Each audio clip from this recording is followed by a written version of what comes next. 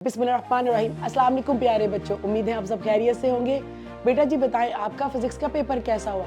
यकीनन आप सबका पेपर बहुत अच्छा हुआ होगा। जस्ट फिजिक्स का ही नहीं, बाकी सब सब्जेक्ट्स के पेपर भी बहुत अच्छे हुए होंगे। नेक्स्ट पेपर है पाक स्टडी का और ये आपका लास्ट पेपर है। पाक स्टडी के पेपर की टोटल टाइमिंग 2 आवर्स है और टोटल मार्क्स 50 हैं। वो 2 पोर्शंस पे डिवाइड है, ऑब्जेक्टिव एंड सब्जेक्टिव। पाक स्टडी के ऑब्जेक्टिव पेपर की टाइमिंग 15 मिनट्स है और टोटल एमसीक्यूज एंड मार्क्स 10 है। आपके एमसीक्यू 6 चैप्टर्स में से आएंगे। ये सारा डाटा और बोर्ड पास पेपर्स किप्स इंटरनोट सीरीज में ऑलरेडी अवेलेबल हैं। ऑब्जेक्टिव पेपर में सबसे पहले अगर कुछ मिसप्रिंट है तो आपने हैंड रेज करके ऑब्जेक्टिव पेपर चेंज करवाना है। उसके बाद आपने रोल नंबर को रोल नंबर स्लिप से देखकर लिखना है और पेपर कोड उसकी स्पेसिफिक जगह पर लिखना है। अब आपने पेपर पे लिखी सारी इंस्ट्रक्शंस को रीड करना है, जिसमें मेंशन है आप कटिंग और ओवर राइटिंग नहीं कर सकते एंड एक से ज्यादा बबल भी फिल नहीं कर सकते हैं। अगर किए तो 0 मार्क्स मिलेंगे। आपने बबल को ध्यान से फिल करना है। बबल फिल करने का सीक्रेट, बबल को इनर से आउटर फिल नहीं करना, आउटर से इनर फिल करना है, ताकि ना ओवर फिल हो और ना पार्शली फिल हो। एक बात और, आपने MCQ number 1 option be slow बोलते हुए फिंगर से बबल पे जाना है, जिससे आपका बबल गलत नहीं होगा। अब हम वो फार्मूला डिस्कस करने जा रहे हैं जो आपको सिर्फ बोर्ड एग्जाम्स में एक्स्ट्राऑर्डिनरी मार्क्स ही नहीं दिलवाएगा, बल्कि एंट्री टेस्ट में भी टॉप करवाएगा। वो फार्मूला है how to solve a single MCQ. Number 1, read the statement carefully with 4 options.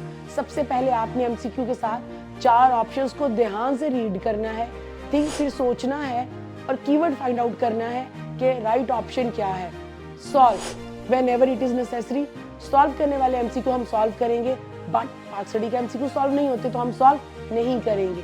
Justify your answer, अपने आंसर को जस्टिफाई करना है। आपने बबल को फिल करने से पहले अल्फा बीटा चार्ली डेल्टा को कॉन्सेप्ट वाइज रिकॉल करना है कि बीटा राइट आंसर क्यों है और अल्फा चार्ली डेल्टा रॉन्ग क्यों है, ताकि सुरमे की कमी से होने वाली गलती से आपके नंबर कम ना हो। सुरमे की कमी से होता यह है कि आंसर आपके सामने है और आपको नजर नहीं आया, इसलिए आपने जस्टिफाई करना है। केयरफुलनेस, हर एमसीक्यू को आपने ध्यान से करना है।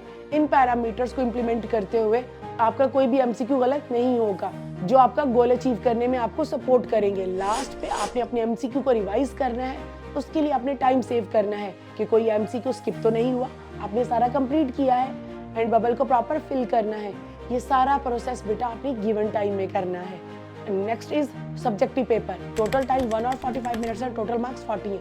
ये टेस्ट 2 फॉर्मेट्स में होता है, इंग्लिश एंड उर्दू। तो जो बच्चे इंग्लिश में लिख रहे हैं उसका पैटर्न इंग्लिश में फॉलो करेंगे और जो बच्चे उर्दू में लिख रहे हैं उसके पैटर्न को उर्दू में फॉलो करेंगे। सेक्शन बी में question number 2 and question number 3 होते हैं। क्वेश्चन नंबर 2 में 9 शॉर्ट क्वेश्चंस हैं, जिनमें से आपने 6 अटेम्प्ट करने हैं और इसी तरह क्वेश्चन नंबर 3 में भी 9 शॉर्ट क्वेश्चंस हैं, उसमें से आपने 6 अटेम्प्ट करने हैं। आपने बेस्ट अटेम्प्ट करना है ताकि हर शॉर्ट आंसर में आप 2 आउट ऑफ 2 गेन कर सके। आपके शॉर्ट आंसर्स के टोटल मार्क्स 24 हैं, इसको आपने 30 मिनट्स में कंप्लीट करना है।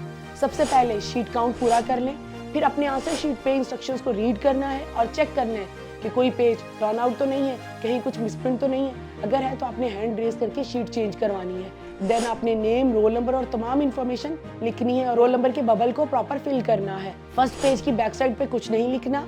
उसके बाद आपने आंसर शीट पे 0.75 of an inch margin line लगानी है।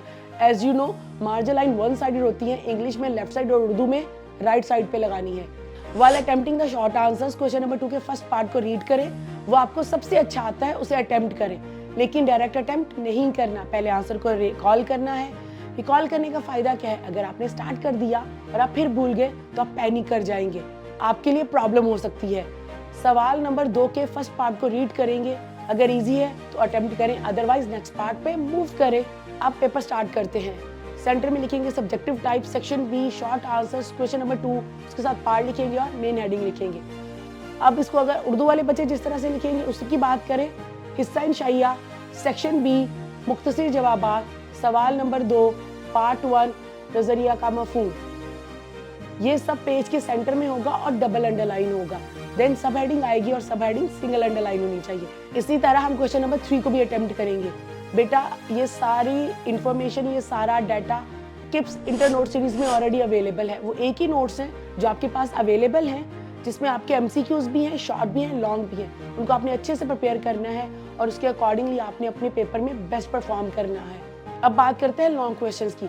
सेक्शन सी के टोटल मार्क्स 16 है, ईच क्वेश्चन 8 मार्क्स का है।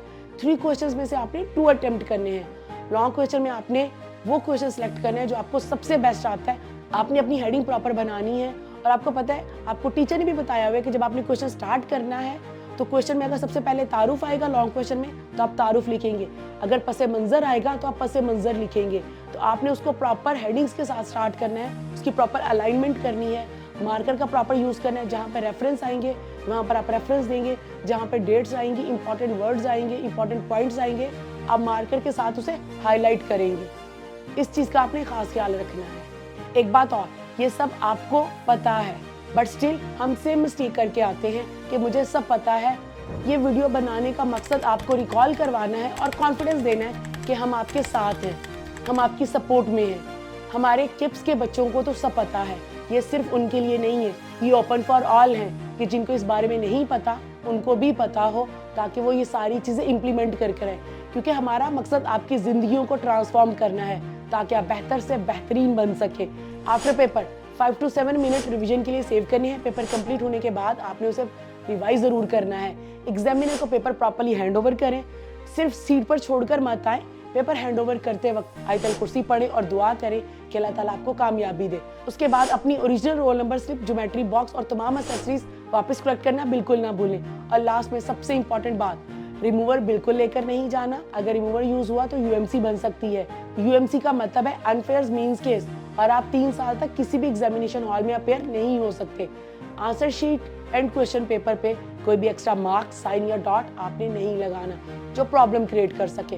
अल्लाह ताला आप सबको एग्जाम्स में कामयाबी अता फरमाए।